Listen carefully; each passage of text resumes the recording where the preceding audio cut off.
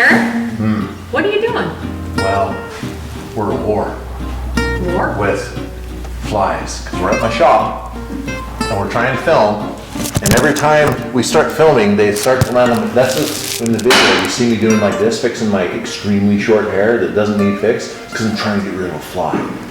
Now we have weapons.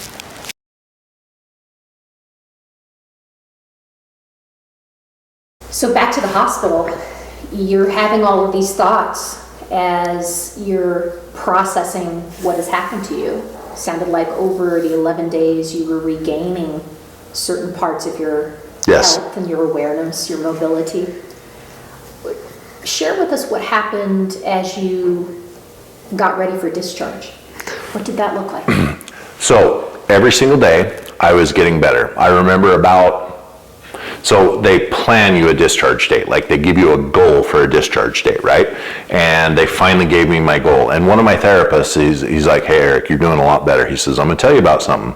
No, I don't know if it's gonna be available for you, but in the recovery wing, they had one room that was like a hotel room. You weren't in a hospital bed anymore. You had there was a decent, nice bathroom. There was a sink. There were chairs. It was like legitimately like a less expensive hotel room.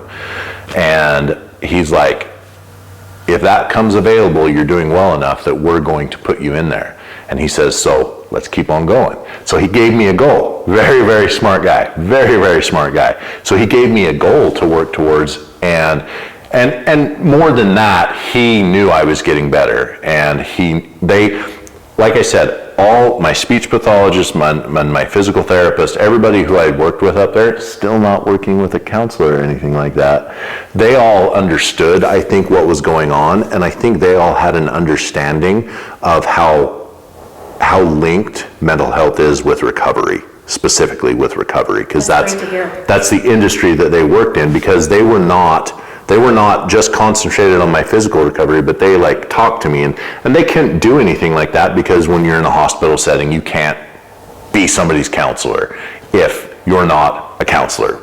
Insurance and lawsuits and blah, blah, blah, blah, blah. But they at least treated me not like I had a stroke, but they treated me like somebody who had gone through something and had some physical problems, and now they were helping my physical problems. Like, they didn't treat me like a stroke victim, they just treated me as somebody that they were helping, which was awesome. And so I continually improved, I continually got better. The amazing thing that happened to me is I became extraordinarily aware of my mental health struggles through my life. I understood through my divorce and things that I had had mental health problems my whole life, and I understood that I needed to fix those. Well, I wasn't doing a very good job at fixing those. And so there was a point that I became in the hospital that I became grateful that I had experienced the trauma that I had, because while I'm smart, I'm still pretty dumb. And so little nudges don't do a whole lot for me. 2x4s or 2x6s or 2x10s upside the head, they do a little bit for me. And going into the hospital as a stroke victim from a mental health problem, that's a 2x10 up to the head. That's you better wake up, dude, or your body is going to just ignore all this exercise you're doing, and you are never going to get better. You are going to repeat these same patterns. You're going to be depressed. You're going to go home at night and you're going to want to drink. You're going to want to drown your sorrows. You're going to want to self-medicate. You're going to want to do everything but acknowledge what's really going on in your life. And when you're in the hospital by yourself, friends coming in and out to see you, but essentially by yourself, you don't get a choice, or I didn't get a choice to face those problems and start to process those problems and start to understand. So you're talking like, geez, years of mental health issues that like I was having to process in days.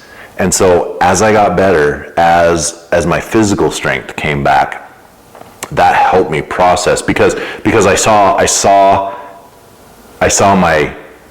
processing mentally go along with physical improvements. And so in my mind, that said to me, oh, you really need to work on this stuff because this is helping this stuff. It proved to me beyond a shadow of a doubt that mental health and physical health they're not here, they're here. They are absolutely combined, linked together, and you can't have one without the other.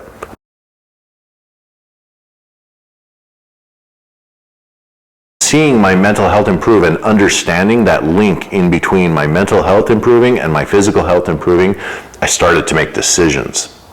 And I have stuck with those decisions. And I will not give myself all the credit. I saw my friends come in. I saw the things that my friends said. I had an amazing conversation with a couple of people, a couple specific people that are still in my life, that just I shared more things than I'd ever shared with anybody ever. And I had started to realize that no, I can't do this on my own. Well, I'd still not seen a counselor, and I had realized that I wasn't going to see a counselor in the hospital. And so I started reading, and I started searching, and the doctor gave me articles, and I talked to him about articles, and I would talk to other people about things I had read, and I started my journey to healing. I started it, and I consider myself at such a base level that at that point, it was just literally the most basic things. You are a good person. You do have infinite potential. You have the ability to heal. Just knowing that you have the ability to heal. But the unfortunate reality, I think, after talking to people who have been through trauma and things like that, a lot of people are at that very, very base. They don't realize that they have the potential to heal. They're just well, I'm screwed up, I'm broken, this is gonna be me for the rest of my life. I just have to accept it. These were the cards that I was dealt, and I'm doing the best I can. That is one of the most damaging statements I've ever heard in my life. Why? Because you don't get dealt cards. You're the deck. You are the entire deck, and you get to pick and choose. The ability to pick and choose is within us. We just have to realize that ability. I can honestly say that just the people who are going to be looking for something like this and listening to things like this, through that whole time, even since my divorce, I had still suicidal. I sat in my shower with a razor blade, thinking about slitting my wrists. I searched on the internet for how to do it properly. That is a choice that we get to make. And when you're in the depths of hell,